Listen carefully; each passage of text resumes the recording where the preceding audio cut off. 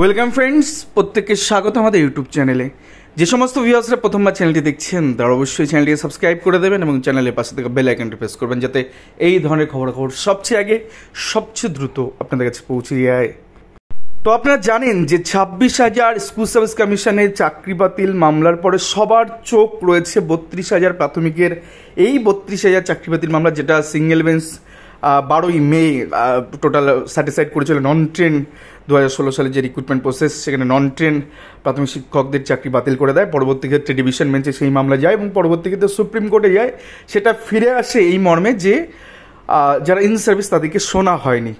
তো সেই জায়গা থেকে মামলা শুনানি চলছে। গত 3 দিন ধরে জাস্টিস তপব্রত স্যার প্রাথমিক শিক্ষা পর্ষদকে বলতে দিয়েছেন এবং এজি অ্যাডভোকেট জেনারেল রাজ্যের তিনি আর্গুমেন্ট করেছেন, তার আর্গুমেন্ট কনক্লুড হয়েছে এবং আজকে ইন সার্ভিসদের তরফ থেকে আজকে বলা হবে। কিন্তু এই মামলায় একটা অদৃশ্য বেড়াজাল যেমন রয়েছে, যে এসএসসি চাকরি বাতিল মামলায় দেখুন, এসএসসি চাকরি বাতিল মামলায় পিটিশনাররাও কিছু পায়নি, ইন সার্ভিসটা তারা তো হারিয়েছে। তো জাস্টিস কোথায় হলো, সেই জায়গা থেকে আমরা কিন্তু জাস্টিসটা পাইনি। যেখান থেকে যদি ধরুন যোগ্যরা থেকে যেত, অযোগ্যরা বাদ যেত, আলটিমেটলি একটা সলিউশনের আস্তে আস্তে আসতো। কারণ 1000 দিনের উপরে যে আন্দোলন করেছে তারাও হয়তো সেই জায়গায় বঞ্চিতরা যোগ্য নিরিখে তারা চাকরিটা পেতেন অযোগ্যদের বাদ দিয়ে। কিন্তু সেই জাস্টিস কিন্তু আসেনি। গোটা পশ্চিমবঙ্গ কিন্তু তার জন্য অন্তত এইটুকু আক্ষেপ করছে যে সবাই অযোগ্য বা সবাই যোগ্য এমনটা নয়, যারা অযোগ্য আছে তাদেরকে সরিয়ে দিয়ে যোগ্যরা যদি ঢুকে যেত তাহলে প্যানেলটা সুষ্ঠু সম্পন্ন থাকতো এবং এতগুলো পরিবার রাস্তায় বসতো না। তো সেইখান থেকে 32,000 অনেকে আর চোখে দেখছেন, বাট এখানেও প্রচুর সংখ্যক যোগ্য প্রার্থী রয়েছেন এবং যে সংখ্যক আনফিট বা অযোগ্য রয়েছে তাদেরকে সরিয়ে দিয়ে যারা বঞ্চিত তাদেরকে প্লেস করে দিলে কিন্তু এরাও একটা সমাধান ঘটবে। কিন্তু তার পাশাপাশি 2009 মডেল, সেখানেও কিন্তু একেবারে অন্য কিছু করা যাচ্ছে না। তো আমরা অতিরিক্তভাবে যারা মামলা করি তাদের আরেকটা পর্ব দেখাই। এই যে মামলা, সেই মামলায় আপনারা জানেন যে কম্পাইলেশন, একাধিক কম্পাইলেশন তৈরি হয়েছে, পেপার বুক তৈরি হয়েছে। তো পেপার বুক 1-এ ভলিউম নাম্বার 1-এ এই বিষয়টা তুলে ধরাও হয়েছে, যেখানে কি প্রাথমিক শিক্ষা পর্ষদ হয়তো বা ডিনাই করতে পারবে না, কারণ একাধিক সাপোর্টিং ডকুমেন্ট রয়েছে। হতে পারছে দিন 32,000 কিছু হোক চাই না হোক, কিন্তু পিটিশনার অতিরিক্ত এই মর্মে পেতে পারেন কিছু সিট, কারণ এই মামলার সাথেই 5% অ্যাডিশনাল প্যানেল এবং তার পাশাপাশি সার্টেন কিছু ডকুমেন্ট দেওয়া আছে, যেখানে পরিষ্কার, এখানে আমি অ্যাপটিটিউড টেস্টের বিষয় তো আপনারা জানেন, বিষয় নিয়ে আলাদা করে কিছু বলছি না। সবাইকে একই ধরনের নাম্বার অ্যাপটিটিউড টেস্ট ইন্টারভিউতে দেওয়া আছে। পরের 2 লাইন, লাস্ট 2 লাইন বা 3টে লাইন, এটাও কী করে সম্ভব দেন। সেই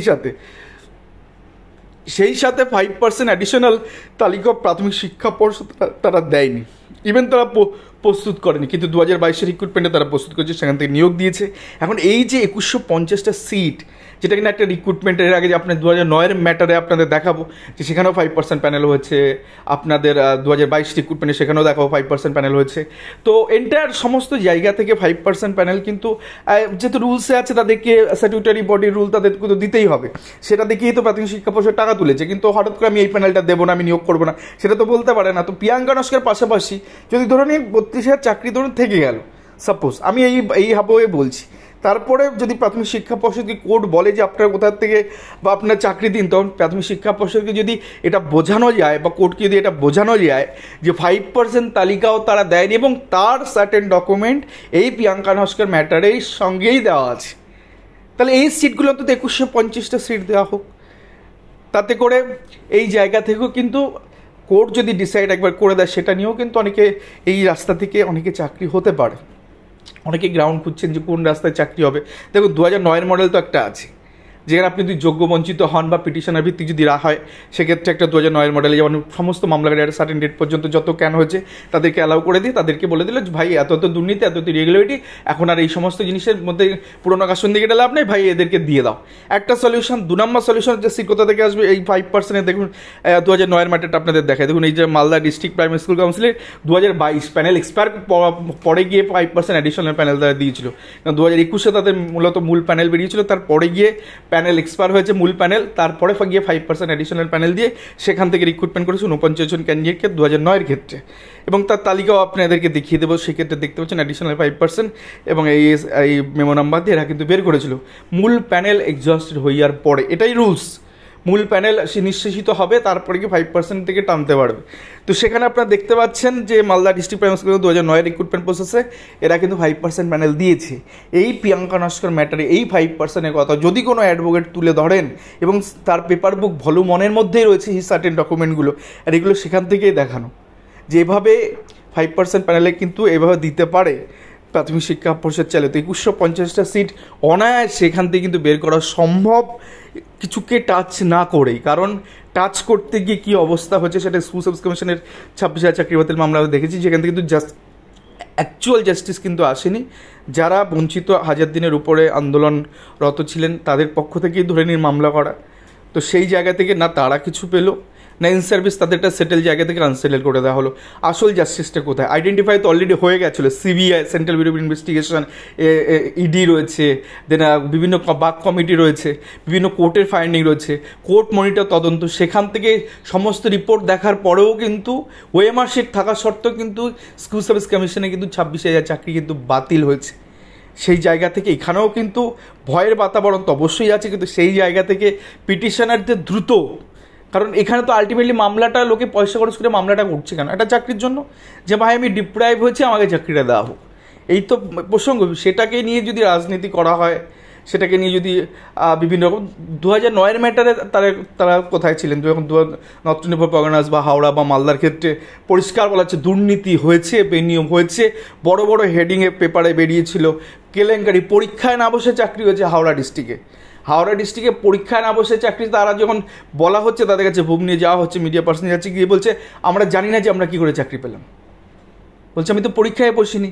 তো এতগুলো জিনিস যখন হচ্ছে না, ফাইন্ড আউট হচ্ছে না, কোর্ট একচোখাভাবে জিনিসগুলোকে কেন দেখবে? দ্বিচারিতা তো করা সম্ভব। 2009-এর ম্যাটারে আপনি ঢালাওভাবে চাকরি দিলেন মামলাকারীদের, ওএমআর শূন্য বা ব্যক্তিও আজকে নর্থ 24 ডিপিএসসির আন্ডারে কোনো না কোনো স্কুলে প্রাথমিক শিক্ষকতা করছে। তাহলে এক্ষেত্রে কেন নয়? কারণ একটা সলিউশন আসা দরকার, এবং সে সলিউশন হতে পারে পিটিশনারদের চাকরি দিয়ে। শুধুমাত্র বঞ্চিতদের চাকরি দিয়ে কিন্তু একটা সলিউশন কোর্ট করে দিতে পারে, কারণ কোর্টের উপরে কেউ নয়। তো সেই জায়গা থেকে কিন্তু এই যে দেখুন, একটা প্যানেল অ্যাপ্রুভ হতে কতগুলো জায়গায় 3-5 জায়গায় 6 জায়গায় সিগনেচার রয়েছে, আর এগুলো প্যানেল অ্যাপ্রুভ। আপনি 2016 সালে প্যানেল দেখান, কোনো একটা প্যানেলে যেখানে গিয়ে এরকম সিলসাকুর কিছু আছে? কোনো কিচ্ছু নেই। শুধুমাত্র ব্রেকআপ তালিকায় একটা দেখবেন আরসি বাগচির সিগনেচার রয়েছে, বা ডিস্ট্রিক্ট ওয়াইজ যে প্যানেলগুলো আছে কোনো প্যানেলে কোনো সিগনেচার, কোনো অথরাইজেশন নেই। তো অ্যাপ্রুভই হয়নি সেই অর্থে প্যানেল, একটা মেমো নাম্বার ফেলেছে, বাট প্যানেলে কোনো সিল স্বাক্ষর কিছু নেই। তো কোর্টের কাছে অলরেডি বিভিন্ন ক্যানগুলোতে প্যানেল রয়েছে, সেগুলো নিয়ে অবশ্য ফাইন্ডিং হবে।